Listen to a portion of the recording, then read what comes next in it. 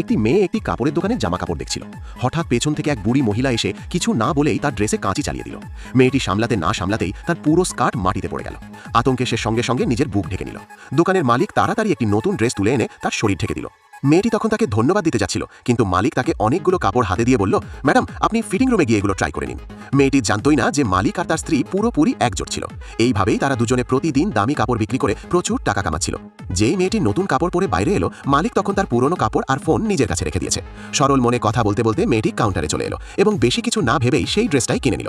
তার ধারণাও ছিল না যে বাজার দামের তুলনায় সে অনেক বেশি টাকা দিয়ে ফেলেছে। রাতে স্বামী স্ত্রী হিসাব করে দেখলো আজকের বিক্রি গতকালের থেকেও বেশি হয়েছে। পরের দিন তারা একই কৌশল আবার করলো। এবার দুর্ভাগা মানুষটি ছিল এক ছেলে। সাধারণত পুরুষদের কাপড় বিক্রি করা কঠিন হয়, কিন্তু দোকানদারিনী একটুও দ্বিধা না করে তার শার্টে কাঁচি চালিয়ে দিল। সে কিছু বোঝার আগেই শার্ট পুরো নষ্ট হয়ে গেল। উদ্বিগ্ন হয়ে সে জিজ্ঞেস করলো, আপনি এটা কি করলেন? মালিক সঙ্গে সঙ্গে নতুন কাপড়ের এক গাদা নিয়ে এসে তাকে বদলাতে পাঠিয়ে দিল। কয়েক মিনিটের মধ্যেই আরেকটা বিক্রিও